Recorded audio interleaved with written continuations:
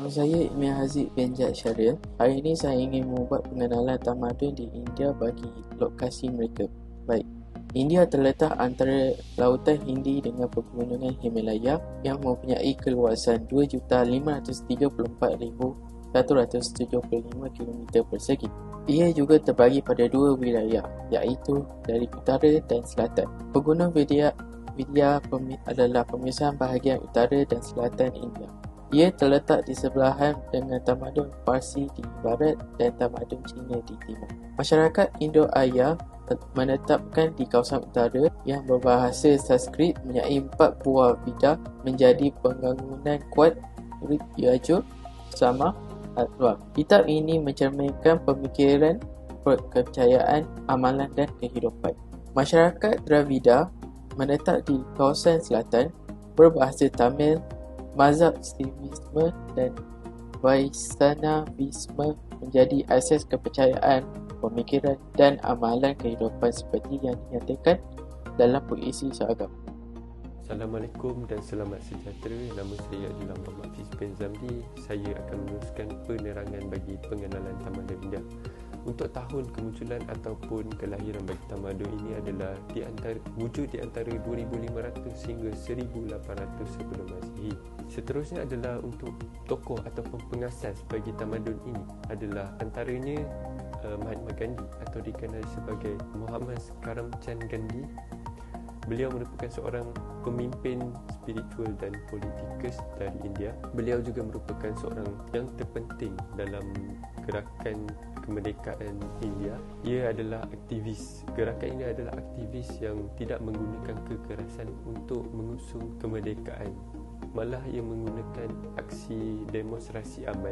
Untuk tokoh seterusnya adalah Siddhartha Gautama Buddha.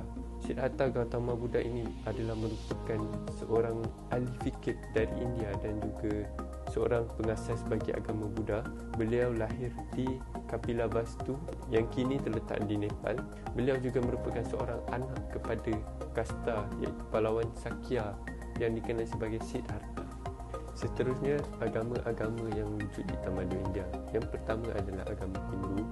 Agama Hindu ini tidak diketahui pengasasnya ataupun di mana dia wujud. Agama Hindu ini diistilahkan sebagai Sanatana Dharma yang bermaksud sebagai agama kekal abadi. Ada 5 prinsip dalam agama Hindu ini, antaranya adalah yang pertama, wujud Tuhan Tunggal. Yang kedua adalah manusia itu dianggap suci. Yang ketiga adalah perpaduan melalui cinta. Yang keempat adalah harmoni agama. Yang kelima adalah pengetahuan tentang sungai yang suci dan kitab suci dan mantra suci. Untuk agama seterusnya adalah agama Buddha. Agama Buddha ini diasaskan oleh Siddhartha Gautama. Beliau merupakan seorang putera Raja Suddhodana Gautama daripada suku Sakya.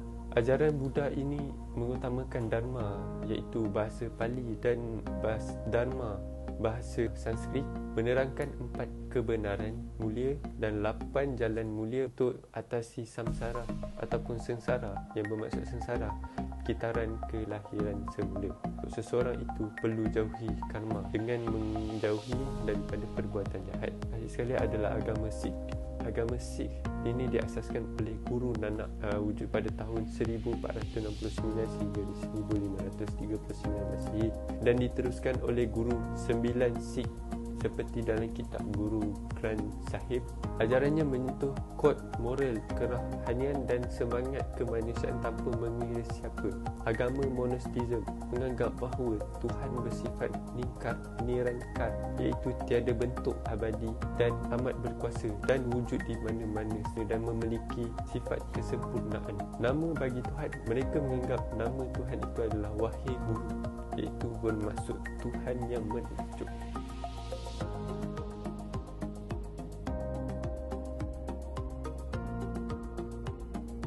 Pencapaian dari sudut bahasa tamadun India. Di negara India terdapat lebih kurang 325 bahasa dan 750 logat tetapi hanya 14 bahasa utama diperakui menurut perlembagaan. Bahasa-bahasa di India dibahagikan kepada dua rumpun keluarga bahasa, iaitu bahasa-bahasa Indo-Arya dan bahasa-bahasa Dravida. Mengenai bahasa Indo-Arya, bentuk asli bahasa ini terdapat dalam bahasa Sanskrit. Apabila orang-orang Indo-Arya meluaskan kawasan sehingga ke lembah Ganges dan ke timur, perbezaan logat tempatan membawa perubahan dalam bahasa Sanskrit. Pada tahun 800 sebelum Masihi, bahasa Sanskrit mengalami perubahan fonologi dan morfologi sehingga wujudnya logat-logat baru zaman pertengahan seperti Prakrit, Pali, Sauraseni, Magadhi dan lain-lain. Pada zaman Buddha, iaitu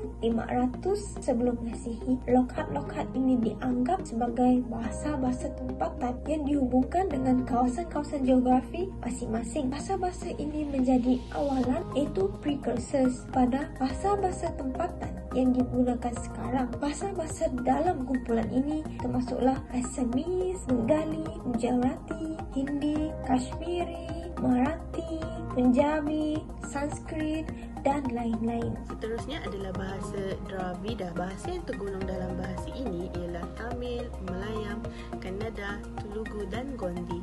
Bukan itu sahaja, terdapat juga kumpulan bahasa lain iaitu bahasa Munda yang digunakan di Kawana, pegunungan di Bengal dan Bihar.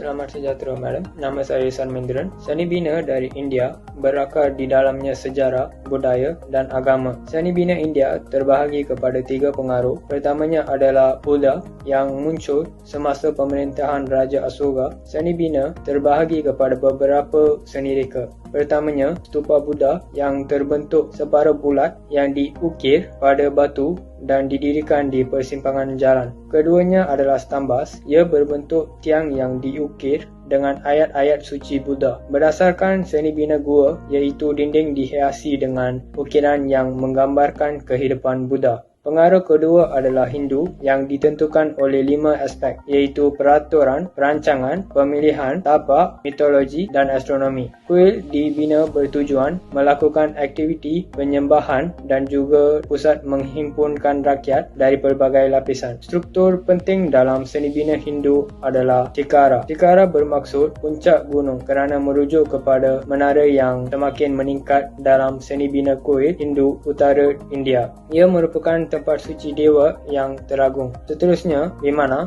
Vimana adalah perkataan Sanskrit yang bermaksud timbangan menyeberangi atau setelah dinilai. Vimana adalah kenderaan istana diraja. Pengaruh seni bina tamadun India ketiga adalah pengaruh Islam.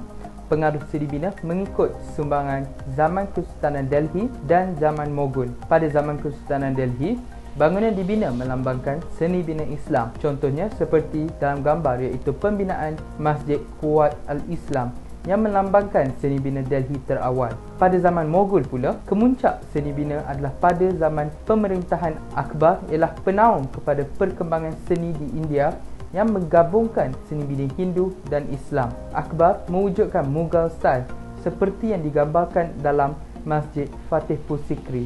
Pemerintah yang terkenal pada zaman Mughal ialah Shah Jahan yang juga meminati bidang seni bina. Seni bina terkenal Shah Jahan adalah Taj Mahal yang dibina untuk memperingati isteri kesayangannya, Mumtaz Mahal, selepas kematiannya. Taj Mahal dibina dengan dihiasi batu marmar putih dan mempunyai taman yang luas di hadapannya.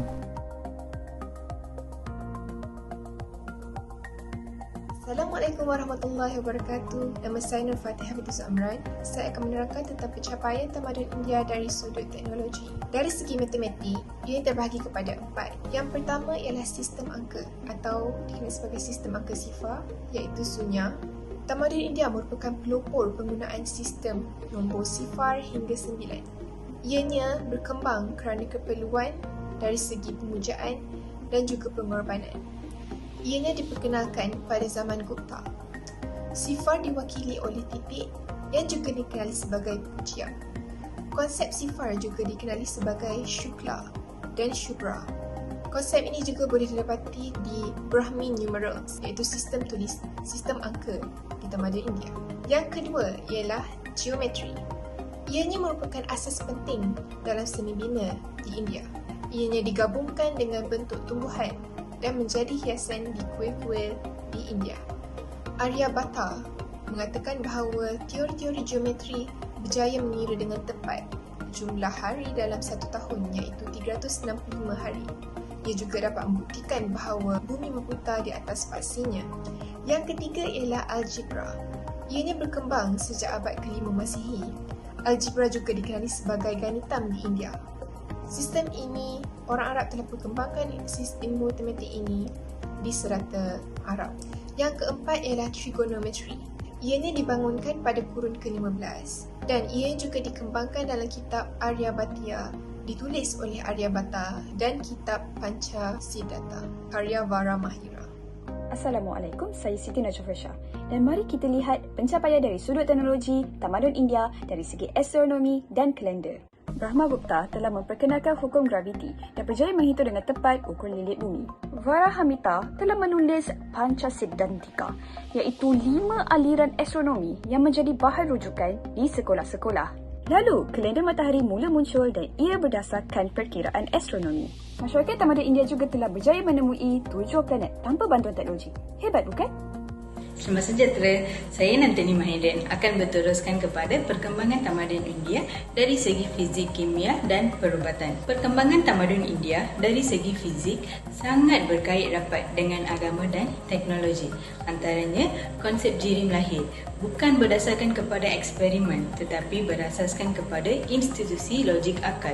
Alam semesta dijelaskan oleh Tamadun India mempunyai 5, iaitu tanah, angin, api, air dan angkasa. Semua unsur alam adalah bercirikan atom dan ilmu atom dalam Tamadun India boleh lebih tulen. Dari segi kimia, Tamadun India menghasilkan ubat bertujuan untuk memanjangkan usia, membuat racun dan sebagainya.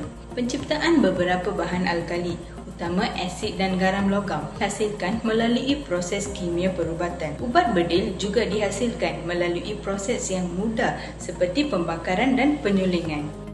Sejak zaman Veda lagi, Tamadun India mempunyai kemahiran dalam bidang perubatan. Bagi mereka, ilmu perubatan merupakan ilmu sihir. Unsur-unsur perubatan seperti fiziologi, pembedahan, pernafasan melalui amalan yoga dan reproduksi manusia serta perubatan binatang telah wujud sebelum tahun Masihi. Amalan yoga yang mengutamakan ketenangan minda kerana penting untuk kesihatan mempunyai kaitan dengan amalan meditasi dalam ajaran Hindu. Karya perubatan telah banyak dihasilkan. Contohnya, caraka yang dihasilkan pada adab 1 hingga 2M dan susruta yang dihasilkan dalam adab ke-4M. Karya ini dikatakan setanding dengan karya perubatan Hippocrates dan Galen dari Yunani. Menurut teks-teks Ayurvedik atau Ayurveda, badan manusia terbentuk dari kombinasi angin, air dan lendir.